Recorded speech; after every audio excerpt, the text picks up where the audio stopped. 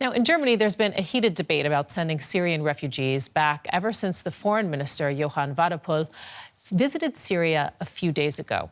His comment that people can't live there with dignity sparked backlash, especially within his own party, the center-right CDU. Chancellor Friedrich Merz has now weighed in, saying that refugees may want to return home. Let's have a listen. The basic point is this: the civil war in Syria is over, and the country now needs all its strength, especially Syrians themselves, to rebuild. That's why many will likely return from Germany voluntarily. We know that a large share of Syrians want to go back, and we will support that.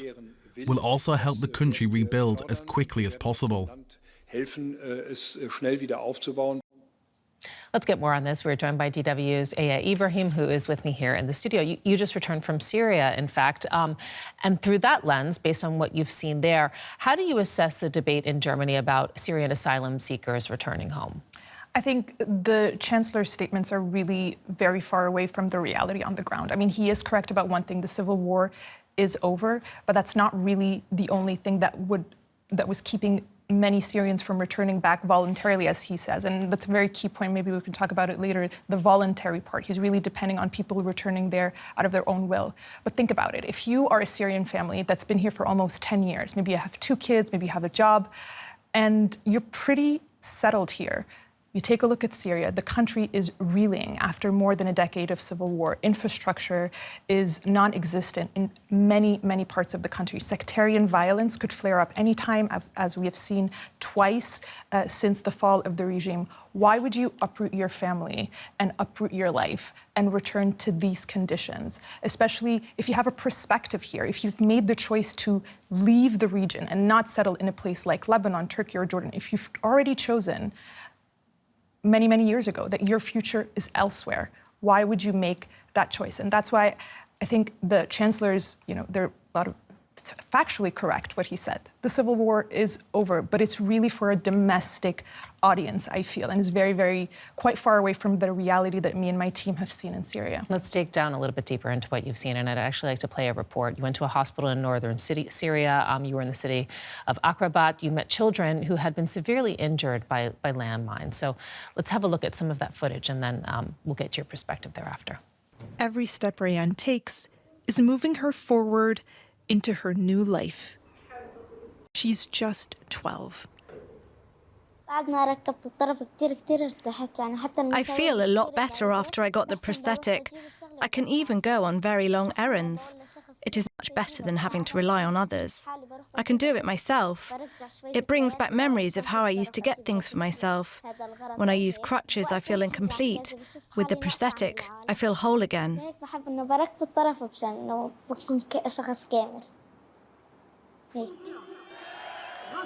Rayan's old life was shattered on December 8th last year. That was the day the Assad regime fell. But she and her sisters will always remember it as the day their parents were killed and the day she lost her leg. We were returning along the Aleppo road, riding motorbikes along a rural path. The landmine exploded underneath my parents. Mustafa, who is 16, has a similar story. After the fall of the regime, his family rushed home to their village. They'd spent years in a refugee camp near the Syrian-Turkish border. Their joy at returning was short-lived. A few weeks back home, Mustafa stepped on a landmine in a field near their house.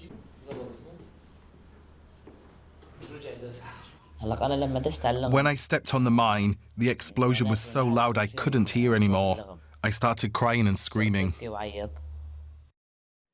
Save the Children says landmines killed or injured at least 188 children in the first 3 months after the collapse of the Assad regime.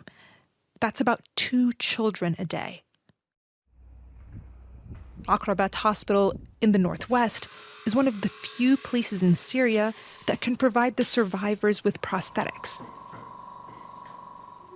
But the first steps are not physical. In the beginning, children like Rayan do not need prosthetics. They do not need treatment. They need to trust us. They need to feel safe. They need our affection. We win their trust and make them feel they're coming to see us so that they can be happy getting their treatment. After a while, I explain what it means to have a prosthetic. At that point, I become a friend to them, not just a therapist.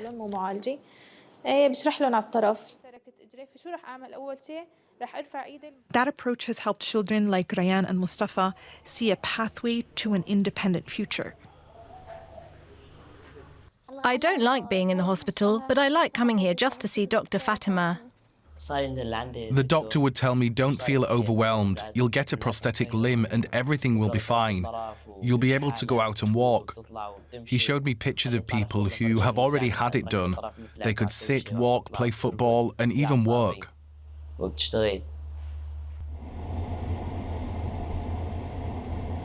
After the explosion, Mustafa's family went back to the refugee camp. His father sees no prospect of returning home anytime soon.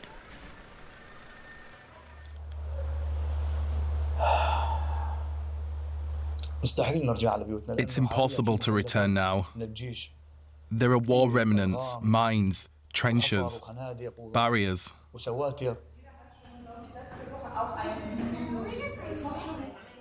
The hospital's work in getting these children walking again doesn't only transform their lives, it helps their families too.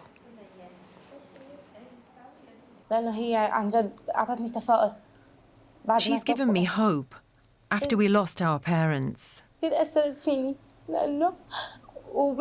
In life, she wants to be better than anyone in this world. And she wants to be stronger. Rayan is already walking again. Now, she's ready to start building her future. One day, my father came home and told me he had dreamt that I became a heart doctor.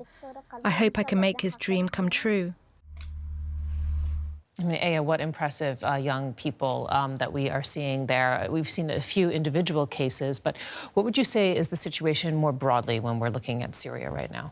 You know, I think this report, you know, in its own sort of micro way, describes the situation pretty well. You do have a lot of people who sincerely want to rebuild their country. You do have enormous potential. Just look at what this small medical team is doing in the northwestern part of the country, giving these children a new life. On the other hand, the challenges are enormous. I mean, the two children that we met here, they were both injured after they were trying to return home. They were not displaced outside of the country, they were displaced inside the country. And after the fall of the regime, what happened is that they were trying to go back to their homes to rebuild their lives. And because you know, the remnants of the war are so prevalent, they ended up getting injured and had to be displaced back again, in some cases, to the camps that they had spent many, many years on. So cleaning up the country is a big challenge. Rebuilding is a massive challenge. Another really big challenge is good governance. Experts say that the current transitional government is having all of the trappings of a kleptocracy. There are real concerns about financial corruption moving forward.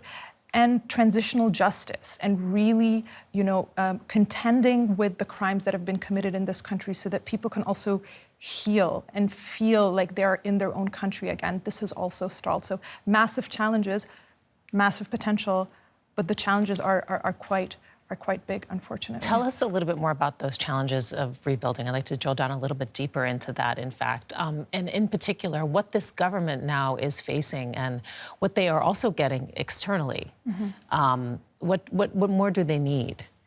I think a lot of investment is definitely what they need. What they've been getting a lot of is a lot of international recognition and credibility. We sort of, in an outstanding scene, saw Ahmed al-Shara sitting with the former CIA director on the same stage. This was a man who was wanted by the United States for many, many years for being a terrorist. And so the speed with which this government has gotten international legitimacy is quite impressive. But what really needs to be done, Damascus, the city itself is quite okay, but as soon as you drive out, these are the scenes that you see outside in the rest of the country. I've been to Aleppo, I've been to Hama, I've been to Idlib, and I've been to Damascus, and we're also around the Sueda area.